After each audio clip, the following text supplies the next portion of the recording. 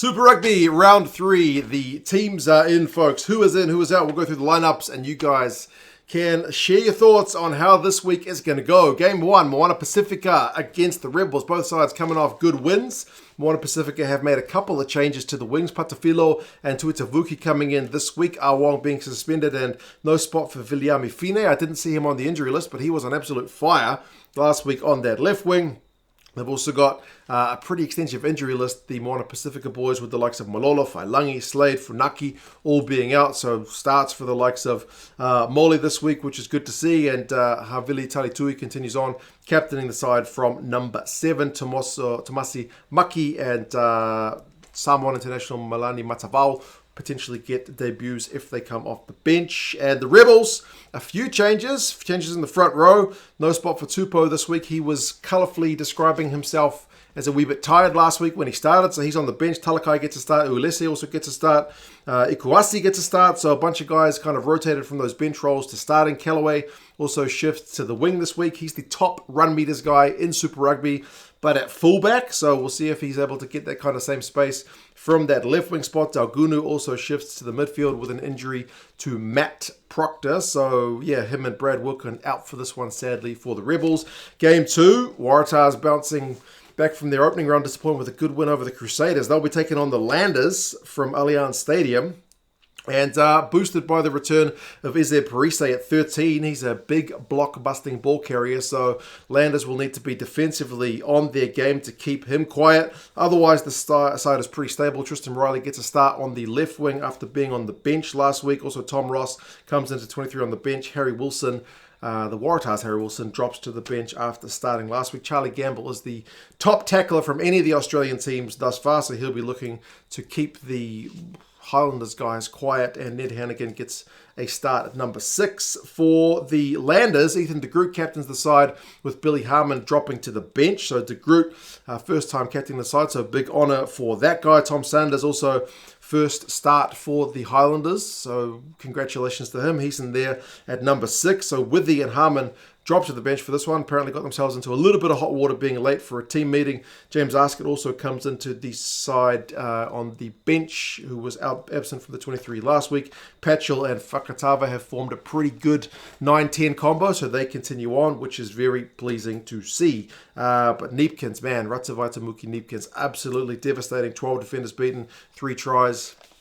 Look out for that guy at fullback. The next game, early kickoff on Saturday from Lautoka. The Drua are taking on the Crusaders. Both these sides winless, desperately needing a win. Both those wingers for the Fijian and Drua, maybe unsurprisingly, have been in good form. Momo with his clean breaks. Rod Tamanda managed to get himself on the board, busted a few tackles last week, and they're also boosted by Drua Sese being there at fullback. They've also got a couple of changed props with Hetet and Koroya Dua getting starts this week after being on the bench. So some fresh legs in the front row. For the Crusaders, they've brought in veteran Willie Hines, not South African, at number 9. So certainly a good guy to have to kind of stabilize the ship after a bit of a rocky start, but we all know where the Crusaders are going to be at the end of the season, I would imagine. Manasa Mataele also back on the left wing, so good to see that guy back for this season. Severeich, 3 tries thus far on the right wing. Will be looking to see his team finally get back themselves a win.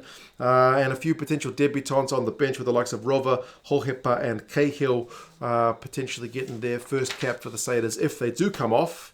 Congratulations to them. If you think you know your predictions, by the way, check out the predictor game on NZR Plus. I'll put a link down to that in the description. My team name is 2 Centres. Didn't do that well last week because didn't pick the Crusaders losing, and I think I might have also picked the Drua to win, so not my finest hour, but see how you guys go. Check it out down in the description. Brumbies Force, first of the kind of all Aussie affairs. Both these sides a little bit flat last week and will be looking to bounce back as well. The Brumbies have brought Rob Valentini back to his more familiar number 8 jersey. I prefer him at 8-6, but it's kind of much of a muchness. Tom Hooper likewise switches to number 6 from the second row last week with the return of Darcy Swain.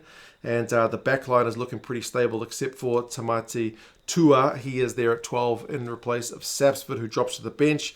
But it's been all about that man, Corey Toole, in terms of clean breaks and tries. He has been electric thus far in Super Rugby this season. 4 tries, 5 clean breaks. For the Force guys, they'll be looking to bounce back, because last week the way they capitulated was very, very disappointing. They're going with a 6-2 split with just the likes of Fines, Lelawasa and Pullman, the two backs on the bench. So maybe to get a bit of extra oomph into the Force outfit, but they've kept faith with the squad. It's only Bailey Kunzel in the 13 jumper who is the switch from the starting 15 from last week, so very consistent. A couple of the top performers are Tizano and Stewart. Both those guys have got 31 tackles in the 7 and 12 jerseys respectively, but they'll be looking to get some guys with some more attacking numbers going forward.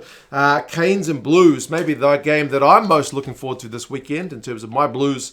Undefeated, facing an undefeated Hurricane side. Tavita Mafaleo comes in a loose head prop for the Canes this week. James Tucker likewise gets a crack in the second row, so congratulations to him. But Peter Lakai, potentially the kind of unsung hero of this Cane side thus far. Top ball carrier of Super Rugby in terms of pure number of carries, so very busy. I mean, when you're talking about the Canes this year, Kenny Naholo with those defenders beaten. Ruben Love's been on absolute fire, so it's the back line which is going to excite, I suppose. But yeah, give some credit to those big boys up front.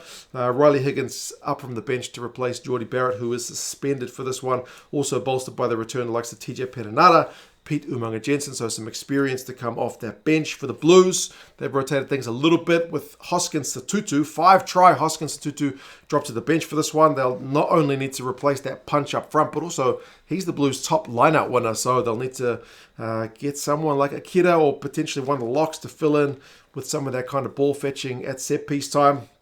They've also gone for a 6-2 split with just Cole Forbes and Funaki, the only two back replacements. Finlay Christie is back in the lineup after resting last week. Likewise, Rico Ioane, so a couple of All Blacks to bring back to that Blues starting 15. Anton Segner recently signed a contract to stay with the Blues. He is there at number 6. And the last game of the weekend, the Reds taking on the Chiefs. Reds have been, I don't want to say a surprise package, but they've been bloody good. Unlucky last week, and the Chiefs have legit looked a cut above. We'll see if they're able to kind of maintain this kind of form in Brisbane. A few changes for the Reds though. Sef Fargase comes in a loose head. 3-try Matt Fassler is there at hooker, so he's continuing on. And Matt Greeley is there on the left wing after being on the bench last week. Isaac Henry also into the 23 at 12.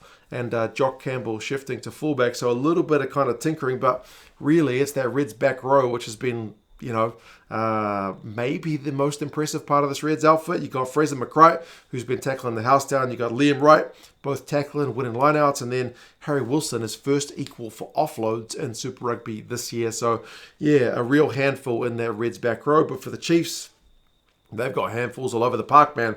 Samasoni Takiaho gets his first start of the campaign, so that's good. We hope to see him potentially burrowing over for some tries of his own, like Matt Fassler's been doing for the Reds. Tupavai and Naitoa Akoi back like that week 1 lock and duo. So Akoi is back from the bench where he was last week. Parker comes in at number 7 from the bench. Ratima, 2 tries thus far. He's at number 9. Nana Saturo continues on at number 11. He's also bagged himself 2 tries. And D-Mac, top point scorer of Super Rugby. Lots to like about this Chiefs squad. One of the bigger changes potentially Sean Stevenson shifting to the wing and Josh Ioane getting a crack at fullback this week. So a few changes to the bench with Wallace Atiti and Josh Jacob potentially in for debuts, and Anton Leonard-Brown dropping to the bench. Tupaya and Trask not fit just yet. But yeah, folks, those are the Super Rugby lineups for round number 3. It's going to be a pretty intense weekend. 2 games on the Friday, 4 on the Saturday. Very, very much looking forward to it. If it's anything like the Super Round, I think we're in for a treat. But yeah, you guys take care, and talk to you again soon. See you later.